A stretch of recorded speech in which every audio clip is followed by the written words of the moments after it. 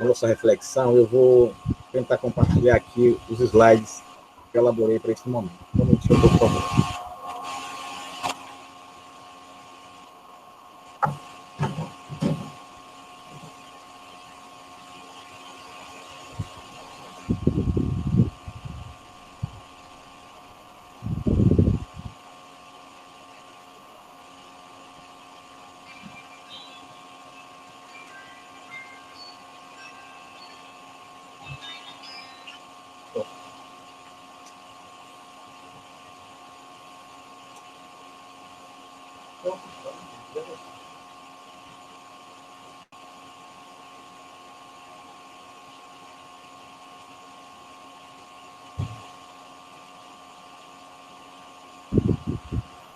Enquanto o confrade Paulo prepara a apresentação dele, eu faço uma consulta aqui aos colegas. Alguém saberia de algum recurso que pudesse minimizar um ruído que sai do próprio computador, do laptop de Paulo? Eu não sei se talvez Samuel Guimarães conheça alguma técnica aí. Ele tentou usar um fone, o ruído aumentou. Sem o fone, o ruído diminuiu, mas de qualquer forma há um ruído.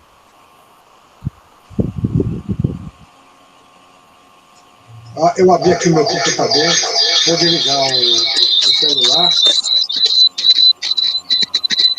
Vem esse ruído aí?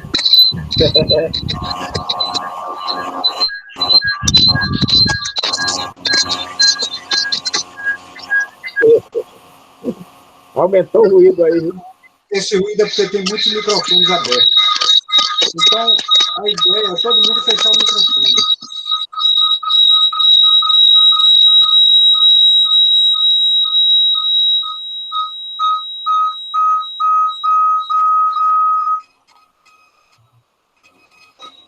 Se tiver algum outro aparelho, algum outro... Acho que agora já tira o áudio dele. Barulho, né? Talvez tenha sido o meu celular que estava dando esse ruído. Paulo, liga o microfone aí e vamos ver. Eu vou desligar o meu. Tá certo.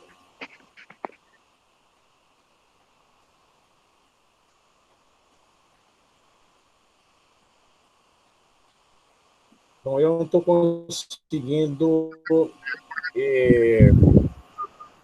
compartilhar os slides elaborados para essa apresentação.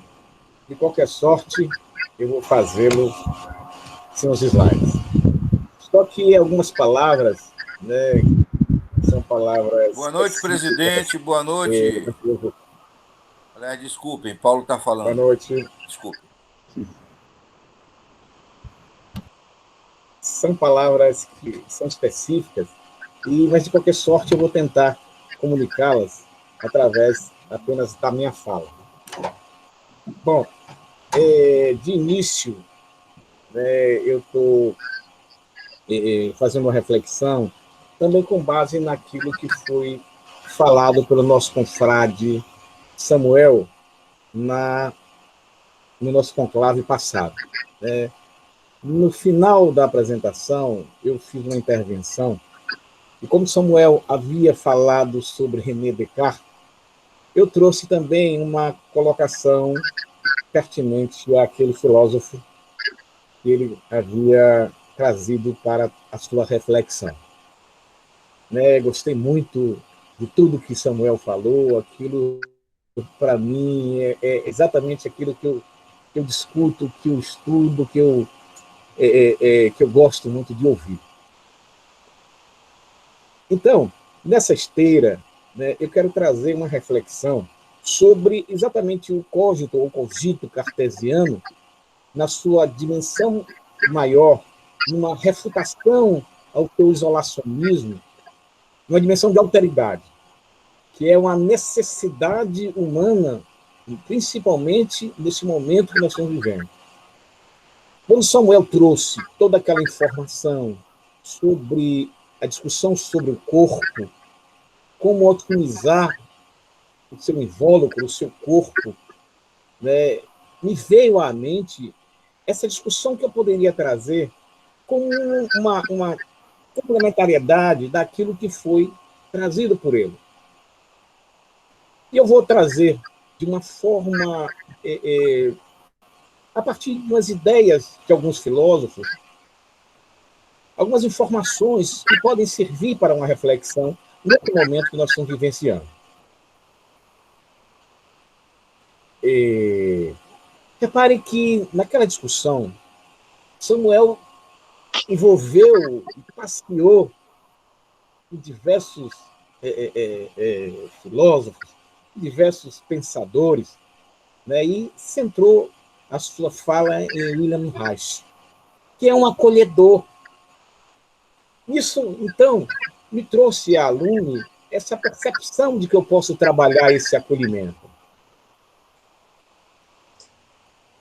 Nesse momento, então, eu quero iniciar a minha discussão com um olhar trazido pela filósofa Marilena Chaui, no seu livro Convite à Filosofia, em que ela inicia a sua fala comentando sobre o filme Matrix. O filme Matrix, ele traz ali várias discussões que, aparentemente, reside numa ruptura que deve haver entre o mundo irreal e o mundo real. Uma ruptura em que poder-se-ia entender que o jugo da Matrix sobre a humanidade poderia ser cumprido por uma pessoa. E essa pessoa foi escolhida, na película o nome é Neo, e num dado momento o deus Morfeu leva o Neo a um oráculo, onde a Sibila, que é a pessoa que detém o conhecimento, vai lhe informar, porque ele tinha dúvida, por que ele seria o salvador da humanidade. E quando ele chega lá no oráculo, ele vê uma inscrição latina que dizia Noise te ipsum, Noise te ipsum. E ele pergunta ao deus Morfeu o que significa aquilo. E Morfeu diz para ele, já que o filme se passa no século 23, de que aquilo é uma língua já extinta, é o latim, uma língua extinta. Mas ele insiste, e a Sibila diz, olhe dentro de você, que a resposta está dentro de você. E ele insiste em saber o porquê, o que significa aquela frase. E a Sibila diz, conhece-te a ti mesmo. É uma frase socrática. Confrade Paulo, por gentileza, só uma pequena pausa. Eu estou tentando me comunicar aqui com o Antônio Ernesto e não consigo. Antônio, por gentileza, desligue seu microfone. Ok. Pronto. Ok. Bom, então, iniciando aqui, o Noise te ipsum, que é um apotegma socrático, significa conhece-te a ti mesmo. Então, a partir disso, eu cunhei alguns aspectos dessa discussão, né, já que, na minha ótica, a colocação feita por Samuel Macedo foi uma colocação de busca de uma autognose, um autoconhecimento, a partir da corporeidade. Então, nesse sentido, eu quis discutir, primeiro, aquilo que os filósofos buscam, que é o conhecimento. Então, como buscar esse conhecimento? E aí, existem várias correntes filosóficas, cada uma com um pensamento, cada um com vários pensadores. E eu vou me ater aqui a 3 correntes filosóficas. O existencialismo, o personalismo e o materialismo dialético de Karl Marx. Na realidade, eu tenho muita afeição a um filósofo fenomenologista, existencialista, chamado Martin Heidegger. Mas eu vou, primeiro, trazer algumas nuances dessas correntes filosóficas para que a gente possa se situar nesse processo cognitivo. Agora para eu ver. constante, que é uma busca do ser humano. Ora, a corrente filosófica existencialista pugna por dizer que o ser humano busca a sua própria existência através da tessitura transcendental do real. Como é que isso acontece? Na visão heideggeriana, Martin Heidegger diz o seguinte, que nós saímos da facticidade para a existência através da transcendência. Como é que isso se faz? Ele diz que nós termos nascido de alguém num dado momento histórico, num determinado lugar, é um fato. É um fato que a gente não escolheu. É um fato que a gente não foi consultado. Mas nós somos seres jogados no mundo. Ele chama isso de Dasein. Dasein significa cidadão, em algumas discussões, em algumas traduções.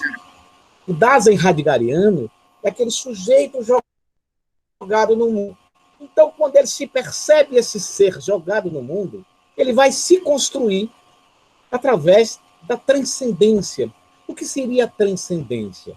Aqui nós estamos discutindo a transcendência horizontalizada, a transcendência do conhecimento, não a transcendência verticalizada que nos move até a infinitude.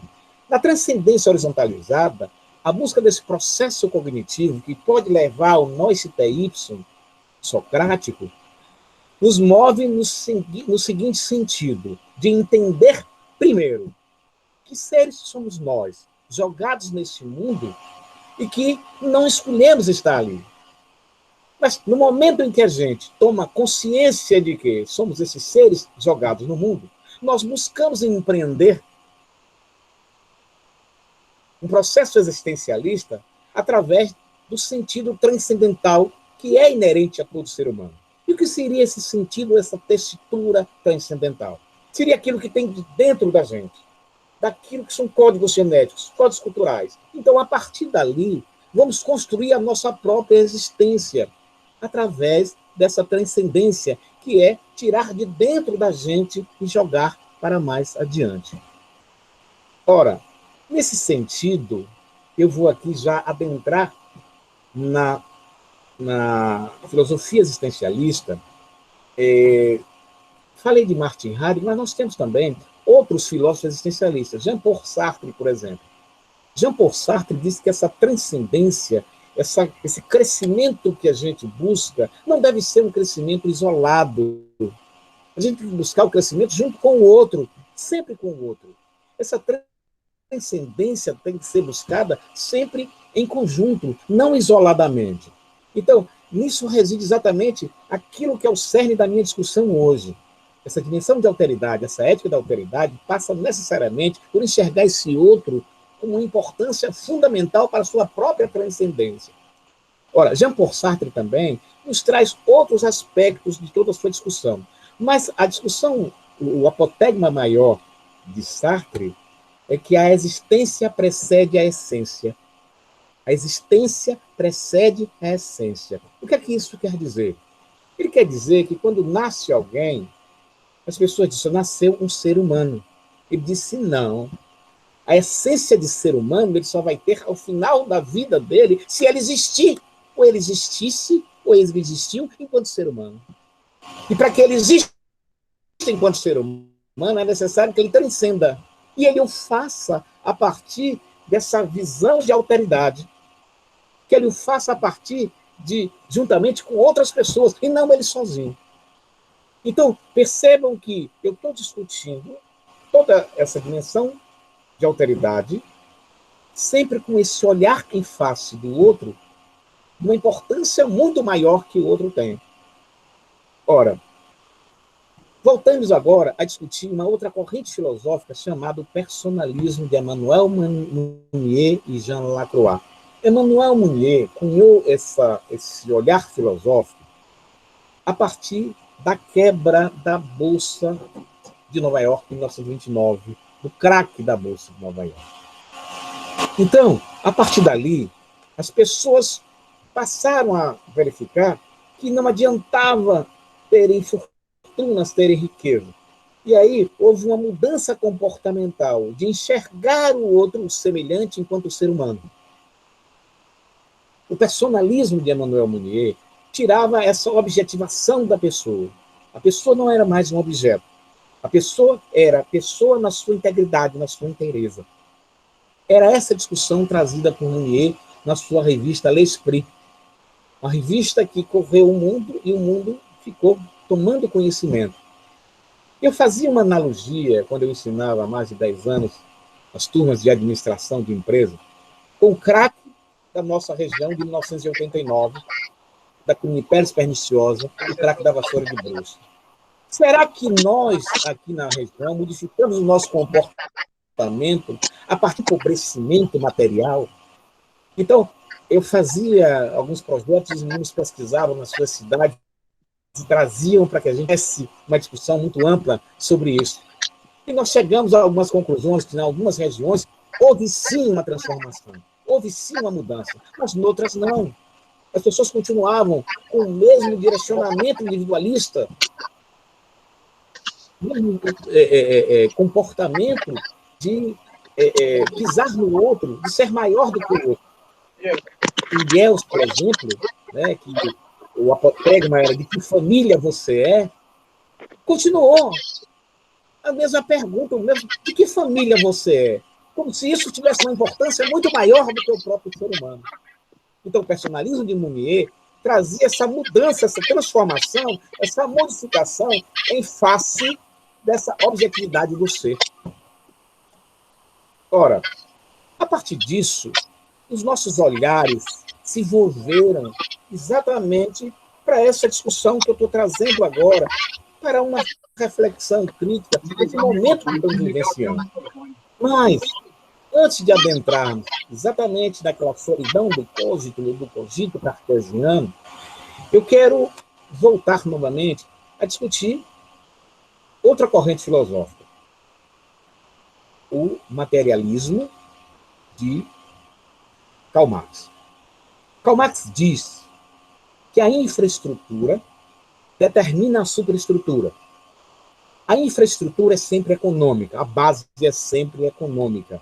E a infraestrutura vai determinar a superestrutura, que é o pensamento, a estrutura de governo, a estrutura de Estado, e que traz em seu bojo toda essa transformação que a gente tem em face de todas as ideias que permeiam a nossa humanidade. Ora, a gente está vendo esse capitalismo exatamente exacerbado no sentido de que ele é avassalador. Ele acabou com todas as utopias revolucionárias. Ele se imiscuiu na religião, empobreceu a religião. Então percebam que a gente tem que ter essa percepção para entender exatamente qual é essa discussão que eu estou trazendo, qual é essa reflexão crítica que eu quero fazer agora para os nossos queridos componentes da nossa academia, nossos convidados, nossos confrades, nossas confreiras, e porque esse momento requer essa reflexão. É uma quebra de paradigma, é repensar valores, é mudar exatamente todo o nosso comportamento. E eu digo isso porque filósofos, pensadores de vários segmentos, eu vejo isso, eu sou advogado, e eu discuto isso em algumas assembleias, que tem juízes, tem promotores, são amigos meus, alguns formaram junto comigo, e eles vejam, por exemplo, eu sou professor de direito privado, de direito civil, do direito que se forma a partir das relações entre particulares, do direito onde existem contratos onde um quer massacrar o outro, onde um quer lesar o outro o tempo todo. E nessa discussão nós vimos que houve uma mudança paradigmática, houve uma mudança de paradigma no sentido de que há que se ter solidariedade. Quando se faz um contrato em face do outro, as pessoas querem enriquecer. O credor sempre enriqueceu mais do que o devedor. E a mudança paradigmática foi de que houvesse um equilíbrio interpartes. Isso, o nome disso é socialidade. E a socialidade, na ontognosologia de Miguel Reale, que cunhou o Código Civil, vai além. Essa socialidade, que é a circulação de riqueza, vai para a dimensão de alteridade. E se a gente for ler todas as normas cunhadas pela equipe do justo filósofo Miguel Reale, a gente vai entender isso, vai ter essa percepção. E aí mudar a inteligência do juízo, para isso é dificílimo. Estão acostumados ainda com tudo aquilo que permeou até hoje, os dias de hoje, de um levar vantagem sobre o outro. Então, percebam que todas essas discussões devem nos levar a essa dimensão que eu estou propondo aqui para uma reflexão. Ora, vejamos então, voltemos então à filosofia existencialista, que é aquela que eu estou me apegando para que a gente possa fazer uma reflexão maior. Eu disse aqui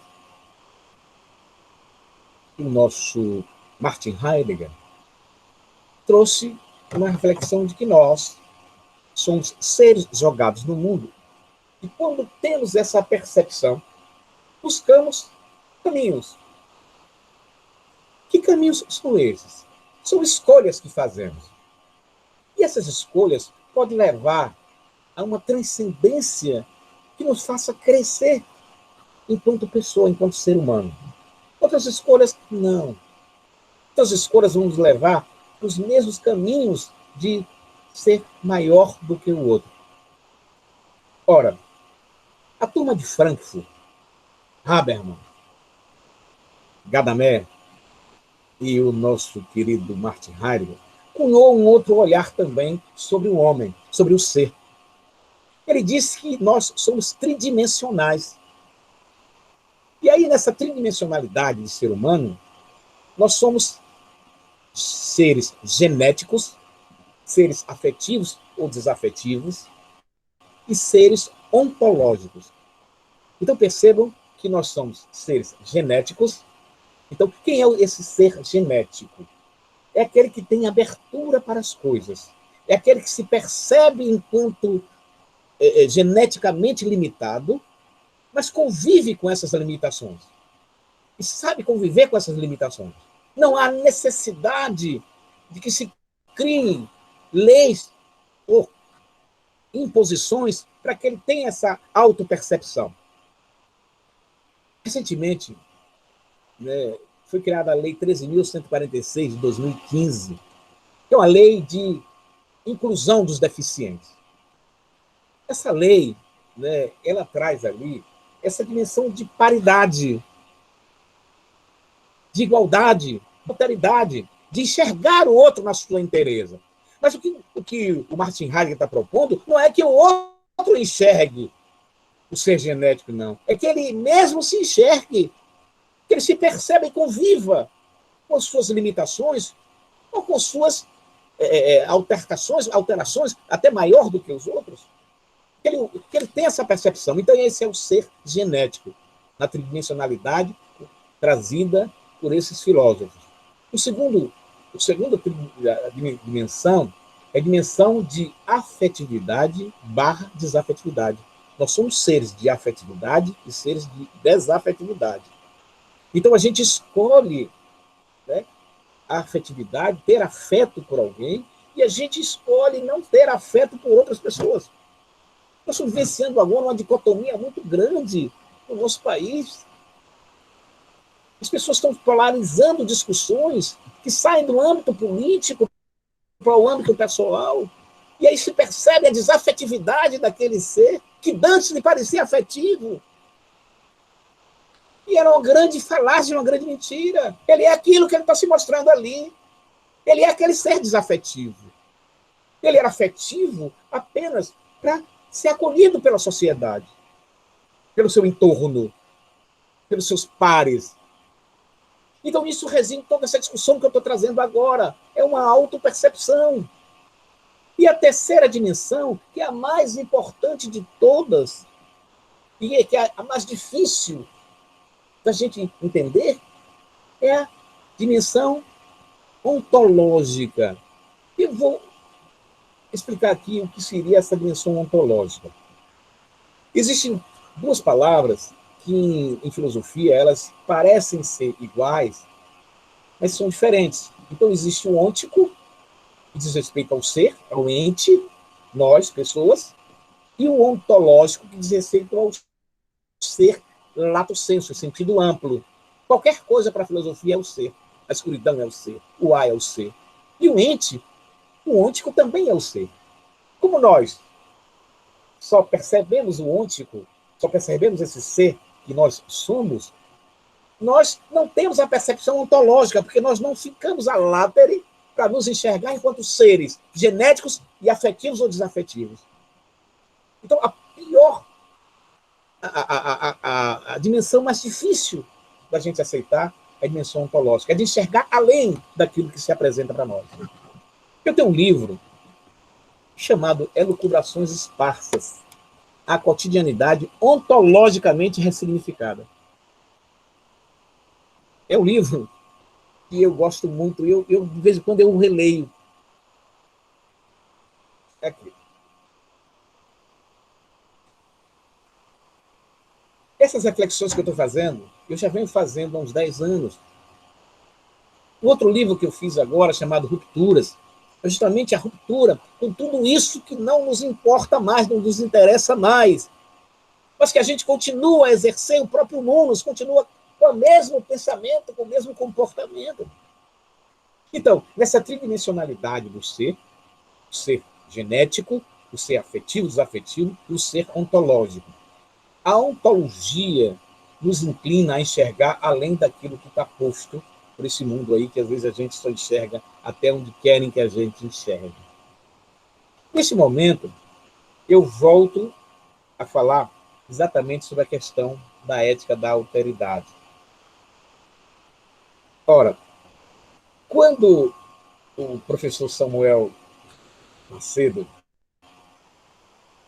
que eu tenho um apreço muito grande, um orgulho muito grande de participar do seu convívio, e trouxe aquela reflexão, e ele no final me deu uma deixa para falar sobre René Descartes, né, da sua dúvida sistêmica, né, que René Descartes, num momento de reflexão ou de introspecção, sentou numa sala, se trancou numa sala e sentou numa cadeira e começou a se perguntar se aquilo existia, se a mesa existia, se a cadeira existia, se o ar existia, se a sala existia. E ele começou a se angustiar, nada existia. Mas aí ele chegou à convicção de que ele existe, porque ele pensou isso tudo. Se ele pensou, então ele existe. E aí ele quis buscar outras pessoas que tivessem esse mesmo entendimento que ele, e não encontrou. Então ele disse, ora, com que eu posso estabelecer essa dialética? Só com a infinitude. A infinitude é Deus. Mas Deus, como é que Deus iria respondê-lo de imediato, que era o que ele estava querendo naquele momento? E aí, ele teve a percepção de que ele não poderia estabelecer esse diálogo com ninguém. E aí, por que eu estou falando, a partir dessa solidão? Veja que o título da minha reflexão é da solidão do cogito cartesiano à ética de alteridade. Uma nova dimensão axiológica de ser humano. Ora, a dimensão axiológica é a dimensão valorativa, é um novo valor de ser humano que pode emergir a partir dessa cisão com essa solidão de Cartésio. Por quê? Porque eu trouxe, inclusive, na reflexão que fiz com Samuel da outra vez, um outro filósofo contemporâneo chamado Emmanuel Levinas. Emmanuel Levinas, quando criança, foi internado, por assim dizer, né, no campo de concentração, o campo de extermínio de Auschwitz, com sua família, com todos ali. E ele conseguiu escapar. A família toda foi morta na câmara de gás e ele conseguiu escapar enquanto criança. E ele era xingado nas ruas, cuspido nas ruas por ser judeu. Mas ele não deixou de ter essa dimensão de que o outro tem importância. E aí, essa dimensão de alteridade que eu estou trazendo reside exatamente exatamente num apotegma de Levinas. Emmanuel Levinas disse, então, para René Descartes, René Descartes, se você não consegue estabelecer uma dialética com a infinitude, com Deus, Deus é o outro por excelência. O rosto do outro é a morada de Deus. Então, percebam que essa dimensão de alteridade, ela está presente em todos nós aqui. Nós precisamos enxergá-la. Tirarmos de todos nós esse ego inflado, né, que nos machuca, que nos impede de enxergar a importância do outro, que nos impede de crescer, como diz o Jean-Paul Sartre, transcender junto com o outro, que nos impele a nos isolar, a não ter essa percepção de que nós temos a necessidade de interagir com esse outro, mas numa dimensão de que o outro tem mais importância do que eu. No olhar levinasiano, o outro tem mais importância do que eu. Levinas diz o seguinte: o outro é meu espelho. Porque se o outro não existisse, eu nem saberia quem eu sou, porque eu sei aprendido por analogia. Então percebam que essa dimensão da alteridade, ela é presente a todo momento, ela nos chama a todo momento. Mas nós nos excusamos, porque nós nos achamos de uma importância tão grande que o outro é desimportante. E ao contrário, o outro é mais importante do que eu. Então, percebam o seguinte: todas as culturas, todas as ciências estão voltadas exatamente agora para essa dimensão de alteridade. Agora, aplicar isso é difícil. O direito está trazendo isso como normativo. Mas como?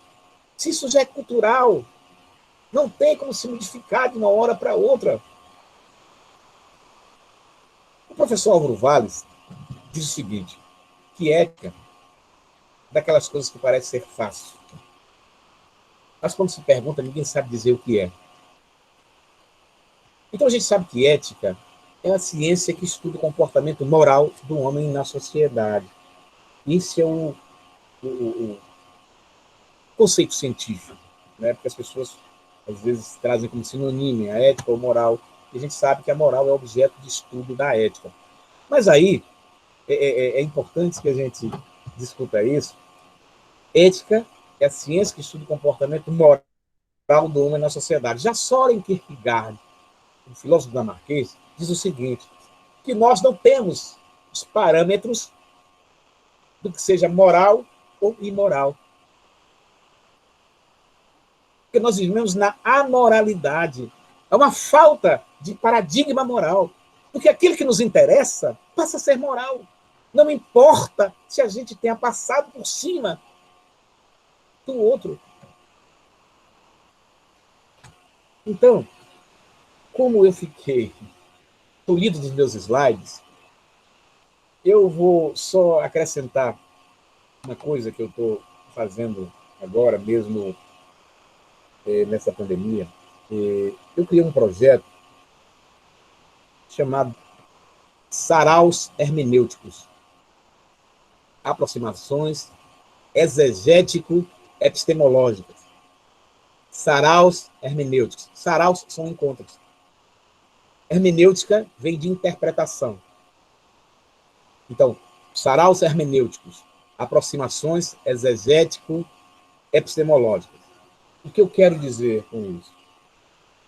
Eu quero dizer que nós podemos nos reunir e trazer à lume qualquer discussão como essa que o professor Samuel Leandro, nosso presidente, está propondo.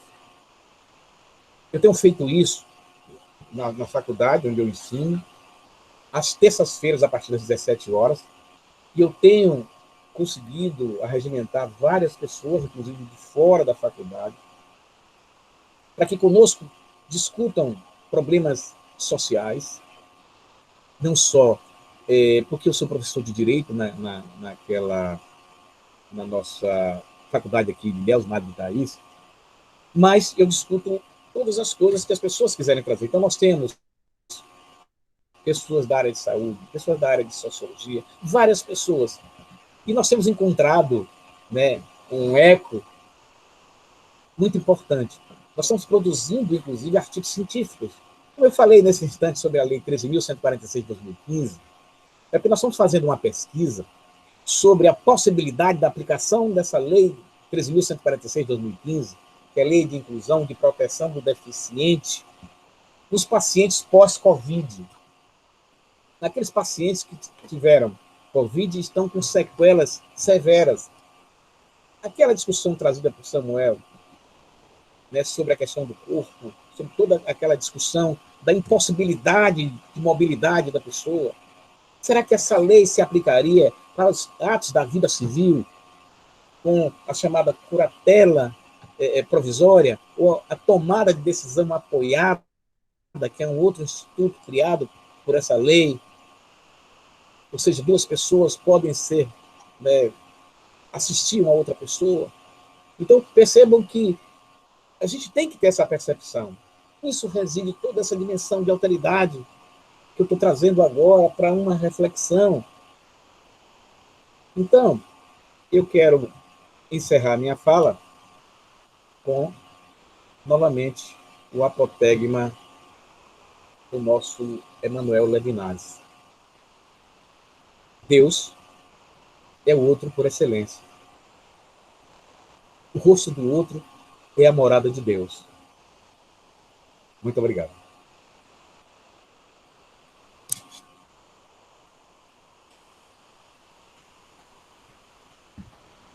Muito obrigado, confrade Paulo Bonfim, pela sua explanação. Neste momento, abrimos um espaço para perguntas, discussões. Então, o momento está aberto. Eu sei que o confrade Samuel Guimarães já foi provocado a falar. E eu gosto muito dele, gosto demais do professor. É recíproco. Samuel Macedo. A alegria de gostar é recíproca. Eu acho que eu vou começar, né? Em primeiro lugar, lhe parabenizar, Paulo, por sua brilhante palestra e trazendo para nós uma reflexão importante. E mais legal ainda, que ela foi provocada por uma situação que é como a corporalidade se estrutura nas relações humanas a partir de uma visão que a gente trouxe das terapias corporais. E você encerra sua fala falando de Levinas, que é realmente filósofo fantástico, né? Sobre essa opinião, essa visão que ele tem de Deus, que Deus é o outro, né? É o outro você. Aí eu vou começar a minha fala. Eu estudo calendário maia há mais de 20 anos, e os maias têm uma saudação que eu acho muito fantástica e que lembra um pouco essa relação de Levinas com Deus de uma outra maneira, né? Porque, na verdade, o que ele busca é uma aproximação humana, né, com o divino. Que essa é a grande dificuldade que a gente tem, porque se a gente se tornasse isso que você colocou nas suas falas de caráter filosófico, ou seja, de conseguir ser aquilo que nós somos, da maneira que a gente era mais feliz, mas a gente fica sempre atendendo demandas externas, né? E essas demandas externas também são muito complexas e complicadas, porque o processo educacional não é seguir os seus valores e as suas crenças, mas é seguir os valores que a titia, que a vovó, que o papai, que a mamãe ensinaram, muitas vezes servem para eles, mas não servem para nós. E os maias dizem assim, em Lakesh, eu sou um outro você. Então, se eu tivesse que parafrasear Levinas, eu ia dizer assim, Deus, eu sou um outro você. E acho que a partir dessa reflexão é que a gente vai para aquilo que é chamado de espanto filosófico, né? Porque o espanto filosófico mobiliza a nossa consciência, a nossa percepção, né? E eu estou lendo um livro, uma coincidência, são coincidências. Eu estou lendo um livro de uma pessoa que é psicoterapeuta, mas ela também ela é filósofa. Então, ela tem um livro chamado A Filosofia do Jeito, um modo brasileiro de pensar com o corpo. E aí, exatamente você falando, me lembrou, como você é filósofo clínico, né? Então, eu vou ler aqui dois parágrafos desse livro que lembra muito tudo isso que você colocou, e como a gente precisa fazer essa reflexão o tempo todo, Paulo. E eu lhe parabenizo mais ainda, porque você tem esse seu o sarau, né? Esse encontro onde você dialoga, e o diálogo é um espaço fantástico, né? E quando eu falo de diálogo, eu só posso me lembrar, em primeiro lugar, de um brasileiro fantástico que os brasileiros ficam querendo odiar porque o desconhecem, chama-se Paulo Freire. E Paulo Freire tem um livro chamado Pedagogia do Oprimido, e tem um outro livro chamado Comunicação e Expressão, Pedagogia da Esperança, que são livros que todo brasileiro deveria ler para se tornar brasileiro. Junto com Paulo Freire, eu lembro também de um baiano que escreveu, ele era da Academia de Letras, Viva o Povo Brasileiro. Né? Eu não lembro agora, não estou lembrando o nome dele, mas João Baldo Ribeiro. João Baldo Ribeiro, isso. Obrigado, Samuel. Ele tem esse livro, Viva o Povo Brasileiro, que também é um livro que não devia deixar de ler. E suas falas também me lembraram de outro brasileiro fantástico que as pessoas enterraram, que chama-se Darcy Ribeiro, que era o homem do coração, né? O homem da sociologia do coração. Então, nesse sentido, talvez o que a gente precisa é exatamente desse ambiente, Samuel, salutar, de uma academia que fala dessas coisas sem preconceitos, sem medos, e cada um tira suas próprias conclusões e aprende com isso. Né? Então, agora eu vou ler o livro esses dois parágrafos. Ela é uma socióloga, ela é uma psicóloga chamada Fernanda Carlos Borges, que escreveu o livro A Filosofia do Jeito. Não é? É esse livro aqui. E eu, coincidentemente, eu estou lendo ele esses dias e separei uma coisa aqui que depois eu fiz um grifo ao redor, porque na minha tese de doutorado eu digo que o corpo é o espaço-tempo de probabilidades e possibilidades. Porque a amplitude e a dimensão da corporeidade, porque o corpo ele é o locum onde a alma se instala para existir. Né? Então, o existencialismo é todo. Né? Minha dissertação de mestrado foi baseada em Merleau-Ponty, que foi educação física, vivência e experiência corporal. Falando de que nós só podemos falar de coisas que a gente viveu, que a gente experimentou. Então, o que a gente não sabe, o que as pessoas dizem para a gente que viveram, é a vida delas. Né? Então, essa moça diz assim, no território da filosofia, disse que o filosofar começa a partir de um espanto, que muda a nossa consciência habitual e nos faz indagar a respeito da existência e de nós mesmos, incluindo aí os valores, a natureza, a justiça, a beleza, Deus e tudo mais. Aí ela faz uma frase aqui que eu acho fantástica. É possível aceitar que o espanto filosófico corresponda à desestabilização de padrões do equilíbrio biomecânico do corpo humano, que também são padrões de percepção e de ações sistematizados na forma de corpo, gerados geralmente externos a nós mesmos, porque a educação às vezes também faz isso, né? E especialmente a educação familiar, né? Eu sou leitor de José Ângelo Gaiasa, e José Ângelo Gaiasa fala que a família é o ambiente onde a gente aprende a ser pior, de uma maneira geral. Mas o discurso tradição, família, propriedade, às vezes embota essa relação que devia ser mais aberta e mais dita, porque a grande oportunidade que a gente tem é de aprender com os erros da família, não com os erros da família do outro, né, da nossa própria família. Então, o espanto filosófico é uma espécie de sacudida no corpo. Sendo assim, um novo sentido biomecânico é o substrato físico da urgência conceitual filosófica sob a ameaça de desorientação do corpo e queda, que é o grande medo que a gente tem de cair, né? De ser pego na mentira, de ser pego na contradição, porque nosso corpo, às vezes, não gera a verdade interior, ela gera uma verdade exterior que não é nossa, e quando não é nosso, ele nos trai, não é? Essa é a condição filosófica de todo homem, relativamente independente da filosofia oficial e seus objetos consagrados. Então, por último, para fechar, aí ela diz assim, para aceitar essa relação, é preciso entender que os conceitos estão comprometidos com o nosso sistema sensório-motor. Então, você fala da sua experiência motora, da sua experiência corporal, na condição de filósofo clínico, de pessoa professor, mas que também dessa sua experiência de mundos viventes, né, que você traz consigo. E dessa relação que você estabelece entre você e as pessoas que vão chegando para você. Porque muitas vezes, quando um cliente chega para a gente, ele não chega para a gente curá-lo, ele chega para nos ajudar a cura pessoal, a partir da experiência que ele tem. Porque, no sentido dos índios, dos caiapós, dos índios brasileiros, que eles dizem assim, não existe índio na beira do mar, porque nós somos empurrados para dentro da floresta. Mas dentro da floresta a gente aprendeu a se recolher, porque nossa corporeidade ela é tão genérica e tão afetiva com a floresta que não tem condição de convivência com alguém que não reconhece nem sua própria corporeidade. E aí, finalizando, aí a autora diz assim, que é aqui que eu digo que é o corpo, não é? E aí, nesse sentido, toda a sua tradição filosófica e a sua tradição pessoal expressa essa sua corporeidade, né?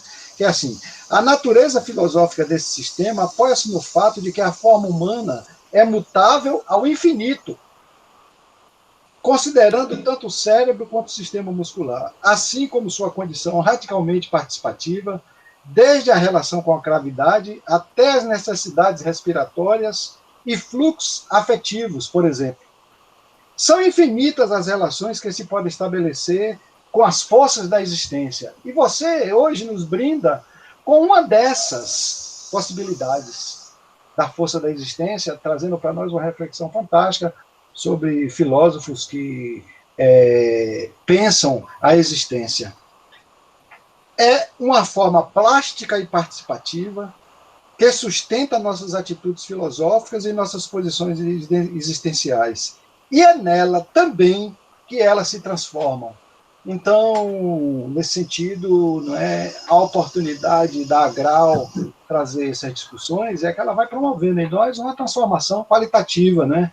Em tempos onde a qualidade das relações, onde o espaço das relações é harmonioso entre seres humanos, está cada vez mais dificultado pela pandemia e por todo esse entreveiro que foi gerado a partir de uma filosofia de desrespeito ao outro, às pessoas, às minorias, aos negros, aos brancos, aos índios, às putas, aos homossexuais e assim por diante, aos meninos e às meninas, não é? Porque eu faço a minha crítica e nós precisamos sair desse conceito de sociedade do homem branco, velho, positivista. E você nos brinda fazendo a reflexão que faz a gente pensar exatamente a oposição que pode se fazer em relação a esse contexto contemporâneo. Muito obrigado.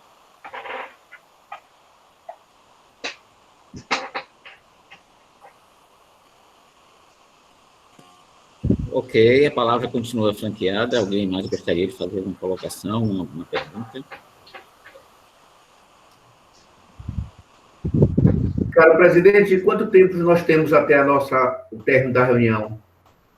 3 minutos. Desculpa, viu? Tudo bem. Paulinho, eu vou em 1 minuto. Eu fiz aqui alguns pontos aqui entre Jesus...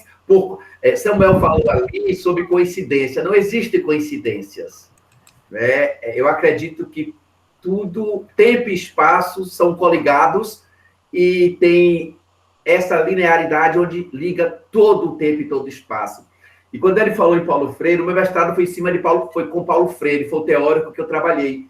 E quando o Paulinho estava falando ali, eu vou falar em 1 minuto. Paulinho, parabéns pela palestra, parabéns por esse bate-papo filosófico tão antigo e tão atual. Antigo porque eu trago a fala de Jesus Cristo, nesse contexto eu trago a fala de Paulo Freire, que você também intercalou, e esses filósofos que sempre discutiram a vida e a existência. E o bonito em você, o que o nobre amigo Samuel colocou, é a questão da prática e a teoria que andam coligadas. Eu conheço você. Então, eu sei que sua fala reverbera numa prática, não só numa teoria. Porque, além de ter sido ser seu colega de trabalho na faculdade, nós somos amigos. Eu também tive a honra de ser seu aluno. E você trata essa alteridade que você coloca nos seus livros. Inclusive, eu já falei isso para você quando falamos sobre o seu livro. E o que eu acho bonito em você é que você não permitiu que o ego acadêmico te alcançasse. Porque o grande defeito da academia, eu sempre coloco aqui, não é a academia a grau, mas a academia, o mundo acadêmico, transforma a gente em máquinas. O mundo acadêmico é tão cruel que faz com que a gente perca a nossa generosidade com o outro, sobretudo o nosso jeito humano de ser. E a academia produz e provoca cada vez mais pessoas distantes dessa humanidade. Então, eu gosto, a palestra que Samuel deu há um mês atrás, falando do corpo, da corporeidade, você agora trazendo essa ponte da fala de Samuel com o corpo. Eu sou do corpo, eu sou da comunicação, eu sou da palavra. E quando você coloca, o Samuel falou Paulo Freire, que é da palavra, Paulo Freire conquistava as pessoas pelo exemplo, assim como Jesus.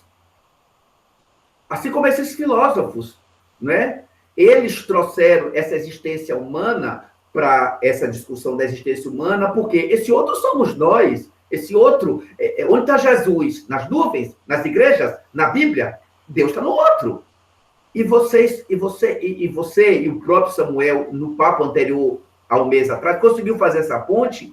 E que bom que em tempos de pandemia, onde a gente está sempre muito distante, a gente está aqui discutindo essa importância de estar com o outro.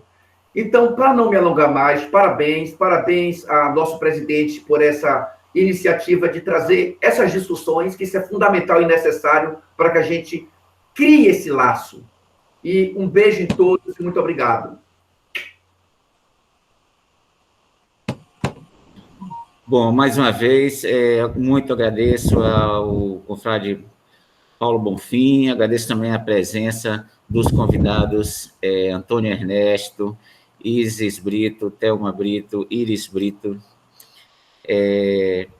e o confrade Samuel Guimarães, o Austin Cerqueira, José Carlos Oliveira, a convidada Josane. Muito obrigado. E isso vai, enquanto pelo menos eu estiver à frente, à presidência, isso vai ser uma praxe. Todos nós vamos contribuir, né? Mensalmente, um de nós vai compartilhar um pouco, de maneira que a gente aprenda e ensine, né? Essa é a proposta. Seria até um desperdício a gente não fazer isso, né? Porque a gente tem tanto que compartilhar e aprender com o outro, né? Tanta coisa, cada um conhece alguma coisa ou algumas coisas, né? A serem compartilhadas. Então, vamos manter essa praxe. E, quem sabe, em breve, podemos fazê-lo de forma presencial, né? Que seria mais prazeroso, né? Mais interessante. Então, Paulo, muito obrigado. Obrigado a todos vocês pela presença. Até a próxima. Zezinho, boa noite, Zezinho. Vou te ver. Professora Josane também, boa noite. Essa turma toda. E